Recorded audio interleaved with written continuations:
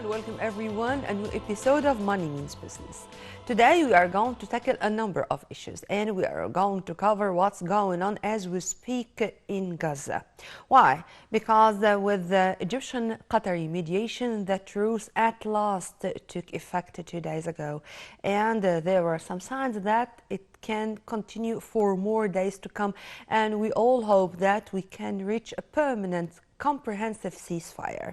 Tens of trucks and tens of tons of aid are now in Al Arish or in Egypt's Rafah to be allowed, inshallah, into the Gaza Strip to alleviate the sufferings of the Palestinian people.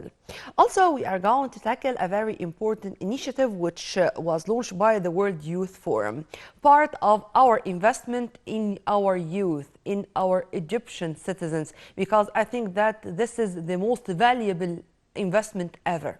But before we go into that and before we continue on our economic levels, whether it's industry, it's agriculture, you name it, we will go now with a Bahraini delegation which visited recently the Suez Canal Economic Zone, and they had a number of meetings and they signed a number of deals and protocols, all for the best interest of both economies, the Egyptian and Bahraini economies. We are going to go to visit the Suez Canal Economic Zone with the Bahraini delegation, and then we are going to return back with more, so stay tuned.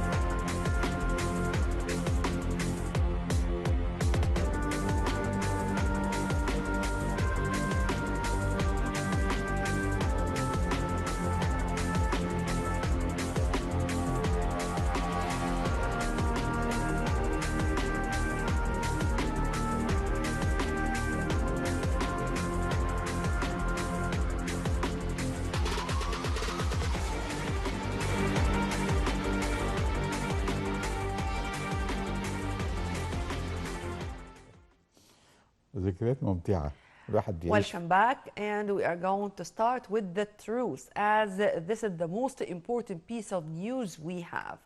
With an Egyptian-Qatari mediation, the truce took effect 2 days ago. And as I said in my intro, we hope that it's going to continue for more days, and maybe we are going to reach a comprehensive permanent ceasefire. To shed more light on that and to continue with the other topics, we are very much delighted to have with us our dear guest, His Excellency Ambassador Ayoub Mahmoud Ayoub, former commercial minister. Thank you very much for being with us. Good evening to you and to the viewers. And to start with the truce, and with the Egyptian Qatari mediation, we reached the truce. But unfortunately, and with the expected obstacles which were put on the way by the Israeli occupation, Egypt did not just reach the truce with many sides and take a side or step aside, but no, we are following up the implementation of every step on the way, and thank God we succeeded in eliminating all the obstacles, and the truce is continuing. How do you see the extensive contacts by the Egyptian political leadership and Egyptian diplomacy to reach this stage? This was vital to reach a truce. Many other countries and other forces have tried to reach this truce, but they could not do it. Mm-hmm. Egypt is using a very pragmatic approach that is taken in consideration. First of all, the interests of the Palestinians. I speak about the civilians, women, children, families, sick people, and so on.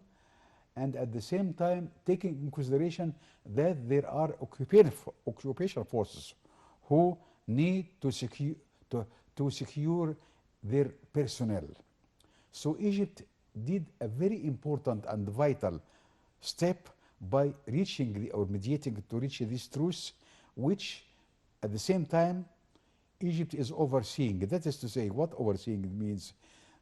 We are supplying the civilians, we are supplying through Rafah entrance with the pass, with the tens of containers every day, including water, food, medicines, medications, and fuel for the Palestinians, which they were deprived of for 6 weeks now. Mm-hmm. So Egypt is supplying them with a livelihood, mm-hmm, with the Palestinians. And the mediation by Egypt was very important mainly for the Palestinians. Mm-hmm. And at the same time, it gives breathing space to the warring parties. Of course, there is occupation forces and defendants. Yeah. We are speaking about defendants in this respect. So we are giving them a breathing space so that they can feel that they are human beings. They are deprived of only the air they have. Everything else, they are deprived of it. Mm-hmm. The fuel, the food, the water itself. They were deprived of the water. So Egypt played an important role to achieve this truce, and it is overseeing it to ensure that it will continue until a settlement or final settlement, hopefully final settlement. We all hope so. But we are going to continue, or to add to what you have just said, sir, with Mr. Diya Rashwan, the head of our SIS, or the Information Service Authority here in Egypt, and he was speaking about giving some news that inshallah the truce is going to extend for two more days, and this is of course for the best interest of the Palestinian civilians in Gaza Strip. How do you see continuing on the same path? I mean, we were not that much satisfied, if I may call it this way, yes, with only the 4-day truce, but we are working harder to achieve more and to gain more time, not to waste time, on the other hand, to have more lives lost. I mean, 15,000 until the moment, and still there are thousands under the rubble. This is too much. Continuity is very important, mm-hmm, because Egypt has initiated the process with some support of Qatar and the United States, but the main force was on the ground with the Egyptian mediation. Mm-hmm. When we find that 80% of the supplies to Gaza is Egyptian, and 20% from other countries in the world, we see that Egypt is playing an important, vital role for the Palestinians themselves.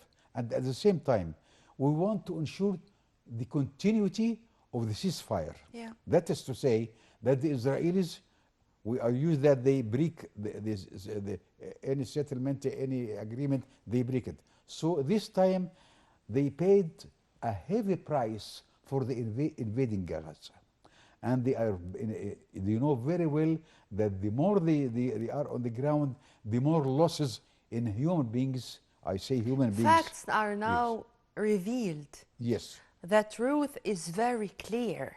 Yes. And now, if something happened like that, the whole world is going to know for sure there is no room for deceiving the international community anymore, or for talking about what they call human rights, because Palestinians, for the big surprise, they are human beings, by the way.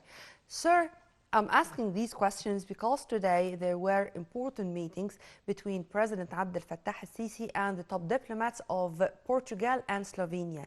And those two top diplomats, they are in a joint trip here, and they met also with the Foreign Minister Sameh Shoukry, and they all agreed on the Egyptian vision regarding the situation, to have unconditioned ceasefire, to guarantee the sustainable flow of aid to the Palestinians, and the full rejection to the displacement of Palestinians, whether inside or outside their territories, at the expense of neighboring countries. How do you see these contacts today? When all the world, the prime minister, leaders of the world are coming to Egypt to see the President Abdel Fattah al-Sisi, this means that they acknowledge the importance and the pragmatic approach which is followed by Egypt to reach settlement and keep settlement intact. And all the world now knows for sure that there is aggression, and even the public opinion, not the media. In the Western countries, there are demonstrations in Washington, in London, in Paris, in other places, in Bonn, in other places in the world, and in Berlin, I mean. Other places in the world, they are all supporting the Palestinians to have self-determination, to defend the civilians, and to defend the women and children who cannot find just the water. They are deprived of the minimum of the needs of a human being. So the Israelis have to take in consideration that the world is shifting against them. Even the media is beginning to be more neutral as far as covering the developments on the grounds are concerned. More importantly, the world is becoming to acknowledge the importance of the presence of Egypt in the settlement and its continuity, that overseeing it, and also at the same time supporting the Palestinians to regain their land and live as human beings in their own territory against the occupation by the Israeli forces. When you said media, sir, I now can find many European citizens and American citizens, when they knew about the truth and how the exchange of prisoners and hostages and so on, the Israeli authorities released Palestinian women and minors. So now the Western citizens are just wondering why in the first place there are minors and women behind bars by Israel. In the first place, can a minor or a 5, 6, or 10-year-old kid be a threat to Israel? Now the West is wondering. Now the West is asking these questions. How do you see what's going on, the positive side of the coin? Yes. As a way they revealed themselves in front of the international community. When the world finds that the Israelis are seizing children 6 years old, this means that they are not sure of themselves. They are hesitant. They don't have self-confidence, to the extent that they put behind bars women and children of 6 years old, which constitute threat to them. When a child of 6 years old constitute a frame. This means a fragile Because regime. he was carrying a stone. That's it. In front of a soldier with all his weaponry, with all his Yes, arms, and with his gadgets. pistols Yes. and guns, this kid was carrying a stone. And this was the crime he committed, to be behind bars for tens of years. Sir, let me go to one final question regarding Yes. that, and to Foreign Minister Sameh Shukri, who is going to start a tour tomorrow, inshallah. Tomorrow, inshallah, is going to go to Spain to attend an important summit. Also, it's a Mediterranean summit, but also he is going to tackle the Gaza crisis. And right after that, on Tuesday, is going to go from Spain to the United States to attend a UN meeting.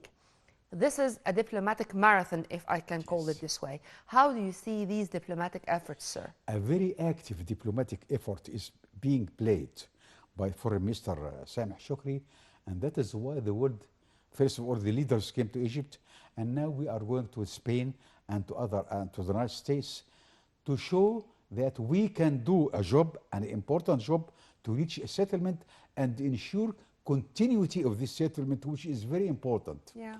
And at the end of the day, the Israelis have to withdraw their forces from the Gaza because the casualties, Israeli casualties, I mean, in this respect, are very high for them. In return, we find that thousands of Palestinians from all ages, from the age of 6 to 60 and more, are dying every day because of aggression, because of lack of water, just water. They are deprived of the minimum needs of human being. At the same time, the aggression will, at the end of the day, fail to achieve what they wanted. And there are warnings from the World Health Organization for the spread of diseases there. This is Simply dangerous. Yes. many, I'm not going to say hundreds, thousands, unfortunately, of Thousands, Palestinians are still under debris. So the decayed bodies can be such a source of diseases for the living heroes there in Gaza. Sir, let's hope that tomorrow is going to be a better day, Inshallah, and God let's willing. hope that Egypt and other good partners, good Yes. international partners are going to play this vital role to put an end to the catastrophe Inshallah. taking place in Gaza. And as we are investing in our human beings, in our youth, a very important initiative was launched today, and guess what? It's Peace for Humanity. And this is exactly what we do care about. The World Youth Forum announced the start or the launch of the Peace for Humanity initiative. The initiative aims to enhance security, promote peace, and protect civilians in conflict zones. How do you see the initiative and its timing? Youth Forum. Youth of half the present and all the future. Yeah. Egypt is investing in youth because they see it is a very lucrative investment and the returns will be very high in the very near future. When we see that the leaders of tomorrow are paving the way for peaceful settlement and also progress and development of the country and peace as a whole in the world, it means that we are bringing together the leaders of tomorrow to achieve some consensus. How can we work together? Together is very important because in many cases the hostilities arise from non-information. So when the leaders of tomorrow know each other even personally, this means that they are in a better position to achieve a settlement, to better position to spread peace and also to spread stability in their own countries, which is very important for their countries and for the Egyptian youth who are playing a very important role in this respect, thanks to this youth forum, which is not the first it is maybe the third now. It began some years ago. President Abdel Fattah It's al-Sisi, yes. now they are gaining more experience a day after the other, a year after the other, and they know how much responsibilities they do have and they do shoulder. Let me, if you permit me, to speak in more details about that, because the World Youth Forum invites global activities global influencers committed to rejecting violence, spreading values of tolerance, and support victims of wars and conflicts to participate in the initiative. As the initiative seeks to unite international and youth efforts to confront these challenges. The use of words, even, the aims that they put, I am that proud of those youth being Egyptians. When we see that our youth are using these words and paving and stressing the need for peace and working for it at the same time. At the same time, when we see that the NGOs are playing a role in this aspect, and most of the NGOs, at least in Egypt, I know that very well, are new generations. When we are involving the new generation in the preparation and the making of peace, this means that we are on the right path as far as peace for all is concerned. It is peace, stability, and progress at the same time, which Egypt is taking a leading or pioneering role in this respect, and the Egyptian youth have to play a dominant role in the near future, not only today, but in the near future, because they are the future itself, and we are investing in youth so that they achieve what Egypt is for. Egypt is not just a country in the world. It is a pivotal country in the area, in the Middle East, in Africa, and our youth is playing a role, and we have to give them more space to exert their influence and their contacts with other youth who were together in the youth The forum. other name of the initiative, Youth for Humanity Revival. Humanity Revival. Revival, Yes. yes. And the activities span 3 consecutive days in Sharm el-Sheikh, featuring interactive dialogue sessions open to all participants, along with various events and media engagements. First, it's in Sharm el-Sheikh, the city of peace. Yes. And again, all those behind the camera and in front of the camera are youth, and they are inviting youth coming from all over the world. This is to add to what's taking place on the ground. And as I should seize the opportunity, since I do have an expert when it comes to NGOs and civil society activities, all the volunteers who are implementing all our initiatives on the ground for the sake of Gaza are youth. How Yes. do you see this combination, having this event in addition to the Egyptian youth volunteers who implemented different initiatives on the ground? Egyptian youth have played a very important role in paving the way for peace, and at the same time settlement of disagreements in their communities, and creating friendly environment, peace-friendly environment, whether in the community or around the world. That is one thing. Other thing was very important. The youth need to know what is needed by the people. They know better than the elderly, because they are part of it, they are better involved, and they mingle with them all the time, so that they are in a better position to know what is actually needed at the moment for this small community. We have seen many instances of youth going to the countryside, to the desert area, to Upper Egypt, to Lower Egypt, and to remote area to help the people reach peaceful settlement, even for disagreements inside each small community. So the youth in Egypt and the world are the main force, I will say force, will be leading the way to peace and stability in their own countries. That One is very final important. question regarding the initiative, sir. I think now the words are very much meaningful. And with what's going on around us, and with the interaction between our youth and others coming from all over the world, when we talk about humanity, when we talk about reviving humanity, when we talk about peace, I think now the whole world is going to be involved into this initiative more than any other time, because now we are not talking, we are not only talking, we are not only just uttering words, we do mean Working. every single word, and we do mean what we are saying, and we turn that from just words into deeds on the ground. action. If you agree with me on that. It is action-oriented approach to what is needed by the community. Again, sir, I like the term. Action-oriented approach, Amen. which is very important. Why? Because not, as you mentioned now, it is not just words and just hopes and just slogans, but rather action on the ground. So the action which we see by the youth, which I have seen in whether in Egypt or in foreign countries which I've been involved in, shows me and the others that the youth are a very important force, I would say force in this respect, Yeah. who can play a practical or pragmatic approach and important role in achieving and in the making of peace. Yes. They are making peace, and now they are together in this forum.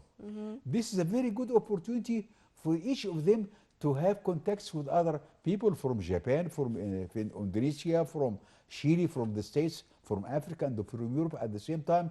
And tomorrow we'll see them as ministers or prime minister or whatever, and this will be the best way that we create bridges of understanding, bridges of cooperation, and pave the way for better world for tomorrow and for the youth who will be the main player in this respect. Who are building their future by their own hands and Yes. knowing well that they can have their own Destiny. I mean steps on the Yes. ground, practical steps on the ground.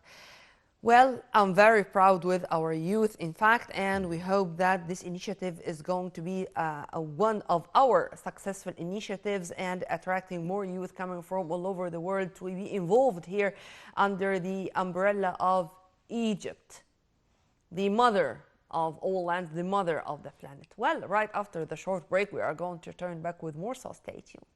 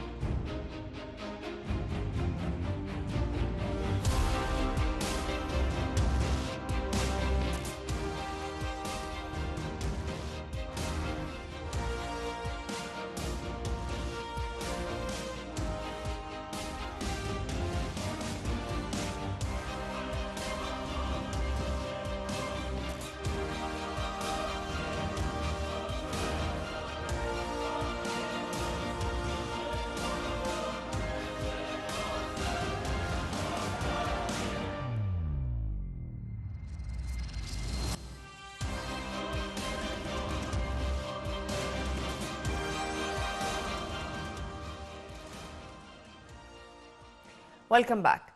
Sir, as we are about to enter 2024, in the past 10 years, Egypt had such a very ambitious economic reform program implemented on the ground, and we do have many stages, but the sky is the limit. All the time, we do have endless ambitions, and there are mega projects scattered all over Egypt, new smart cities, the fourth generation, industrial zones, you name it. But since we are speaking about Sinai and about Sharm el-Sheikh and about North Sinai and about efforts exerted to continue with developing Sinai in all domains. Let's start with this, if you permit me. As it was announced that in the past few years, the political leadership was keen to focus on Sinai, and more than 600 billion Egyptian pounds were the costs of mega projects in Sinai in different domains, whether in industry or in land reclamation or agriculture. How do you see taking care of Sinai as such a valuable, dear part to our hearts and minds, to be accurate? It is vital for the livelihood of the Egyptians to develop Sinai. Sinai, the natural resources, I mean, in this respect, I mean the water. Yeah. In Sinai, can accommodate around about 20 million Egyptians. They can live in Sinai on its own water, just water resources. There are the mineral resources. There is the tourism. There is development projects in which Egypt, the government and the President Fattah Sisi has invested in the future. He is investing in the near future, not in the far future. For 10 Both, years, actually. so in the very near future, we will see the results. Because when we see what is happening in Gaza and what is said by this or that quarters, and when Egypt is developing Sinai for the Egyptians, this means we are creating a strong buffer zone against any malpractice or attempts by other forces. Conspiracies, against any conspiracies. They- There are We are very, conspiracies. very clear in this Yes. respect. We are Yeah. very clear in this respect. Yes.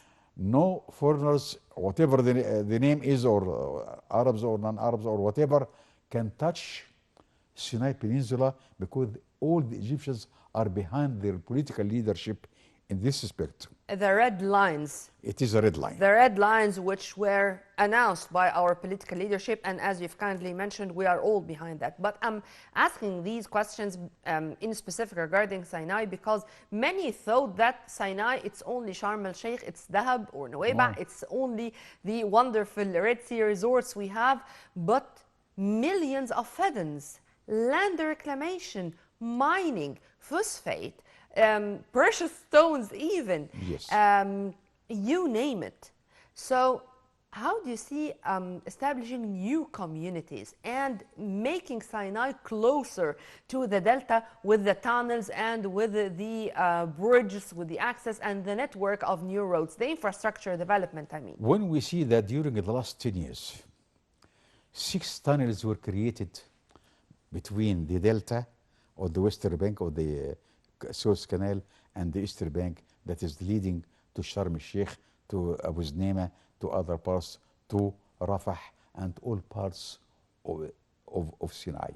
This means the development process is going on, especially during the last 10 years, and heavy investment, I would Yeah. say heavy investments, is going to Sinai. Why? The resource, Sinai is very rich in many things. It is all what is missing in the human beings. Yeah.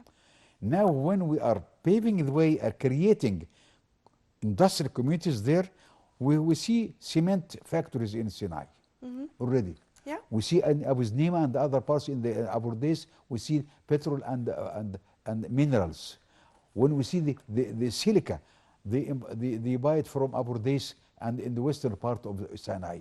So Sinai is very rich, and we have to invest more in Sinai, and thanks to the president that he's focusing attention on Sinai, because for many considerations, economic, political, and the strategic, which is very important. So I care for the strategic part because many forces are trying to exploit the vacuum, if I say vacuum, but it's not a right word, by the way, which they imagine. It is not vacuum in Sinai. Sir, we were No, there were vacuum. in such fierce battle against terrorism, Yes. cleansing Sinai from terrorism Yes. with the two solutions, the security solution, of course, and with development. And with both ways, we succeeded in uprooting terrorism, and now Sinai is back to us. And by the way, this war was not at all less aggressive than the 6th of October war Yes, you can when we consider it regained that, yes. Sinai. Sir, moving from Sinai to other industrial zones, as I know that you prefer to call it the Golden Triangle in the Suez Canal Economic Zone, but also there are industrial zones scattered all over Egypt. I mean, in Damietta, it's furniture, in Rubaiki, it's leather, and in Al Ain al-Sukhna, you would find a very huge industrial complexes with fertilizers, for example, in addition to the oil, gas liquidation, you name it. Liquefaction, yes. How do you see, sir, scattering or distributing industrial zones all over Egypt? Distributing or catering for more industrial zones, not only in the Golden Triangle of Suez Canal, but when I see it in Minya and Beni Suef. For example, yes? For example, Yeah. when I see that Moroccan investors are investing money, Moroccan, Yeah. not European, Moroccan from Morocco, are coming to invest in industry in Ilmenia, and Bani Suef. This means that Egypt is a lucrative market from investment point of view. So spreading the development projects to other parts, mainly in Sinai, as we mentioned, but at the same time, we see it in South Egypt or Asia, Upper Egypt, as we call it, when the industrial zones are being created, thanks to the budget of the government. They are budgeting for investment in the near future in industrial zones. Well, why you say industrial, which is very important, because agriculture, we can raise agriculture production by, let's say, 5%, maximum 6 or 7%.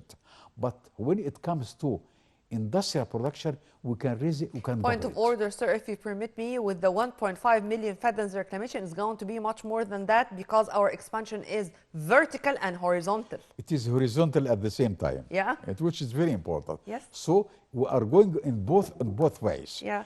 The vertical approach and the horizontal approach. When we see it in Upper Egypt, in the golden triangle of Suez Canal, when we see it in Marsa Matruh, the president has been to Marsa Matruh. Sure. Why? And to Bani Suef. Because and to the Delta. To be to Damietta, Yes. creating furniture City. city in Yeah. Damietta, and to Al Kubra Yep. Textile. for textile and spinning and weaving and textiles. This means that the industrial part of the ambitions of the government is lucrative and it's beginning to bring results. And all are coming, all these events, all these mega projects are coming under the umbrella of localizing industry, because our strategy is to localize industry and to get the utmost benefit from our raw materials, because we are a rich country, but it's management. When we speak about localizing industry, which is very important, and I like it very much. Why? Localizing industry means, first, import substitution. Second, to minimize the imports. When we minimize the imports, And then minimize the need of hard currency. it is as simple as this. Yes. This is one thing. Other thing is that creating new employment chances for the new generations. The government is focusing on new generation, and the best way is attract them to industrial projects which are being created now, whether in Sinai, as we will see, and this is beginning, the process has begun already in other parts of Egypt, and also in the Western Desert, which is very important. Sure. When we see that in Marsa Matruh, industrial projects are beginning constructed with the local needs, with the local inputs, of course. Mainly, they depend on the local inputs. That is why we find industrial projects in Sinai, in Marsa Matruh, in Siwa itself. Yes. They are beginning to process the dates. It's as simple as that. When we have the palm tree, the products of palm tree is not just dates. A lot of other byproducts for the palm trees, and now it is being exploited or investing in. So a lot of business is being there, a lot of work on the ground is being. Yes. It's Packaging. a big package. Amen to that. Packaging, and yes. Packaging, I mean, there are direct and indirect industries. And of course, as you've kindly mentioned, for the best interest of our youth, because this means hundreds of thousands of job opportunities. And this is going to lead to more increase in GDP, to increase our exports, you name it. But here, sir, I wanted to add to what you have just said regarding the private sector and how there is a strategy to have this strategic partnership between the public and private sectors. Because if we can achieve this on the ground, it's easily a proof of a developed economy. Yes. If you can elaborate on that and the incentives which are being given by the state to the private sector. When we find that the budget of the government is giving 70% share for new investment by the private sector, this means a lot to me. 70% of new investments will be by the private sector. When I say private sector, I mean local private sector and also foreign private Yes, sure. investors. This means that the government is keen and focusing on this big area of investing in the near future. That is to say, the, even the small businesses are being encouraged now, and the president himself, when he has sit with the new industries, and so that they tell him what they need, what are their problems, what they are complaining of, and he says within 2 months, that is 60 days only, your problems will be solved. This means that the president himself is leading the way for the new generations, for the private sector, and also for foreign investors to come to Egypt as a stable country and also as a big market for production and for export at the same time. We are looking for industrialization, for localization of industry, and creating new job opportunities and creating a new source of And foreign qualifying tariffs. our new Yes. cadres and Yes. invading more markets, you name it, Yes. sir. As I said in my intro, the sky is the limit. Well, sir, as usual, I enjoy our discussion, and Thank you. inshallah, I'm going to leave you now with a promise to see you again in more episodes of Money Means Business. Thank Thank you. you. We were very much delighted and honored to have with us His Excellency Ambassador Ayoub Mahmoud Ayoub, former commercial minister. And now we are going to leave you with Prime Minister Dr. Mustafa Madbouli as he witnessed the signing of a number of deals in automotive industry, heavy industry, one of the efforts exerted by the state to localize industry and to invade new markets, as I said. Well, by this we come to the end of our episode. Stay tuned on Nile TV International always for more updates, and for more details, please log on to www.nileinternational.net. Many thanks for watching. This was Nurmeen Abdurrahman.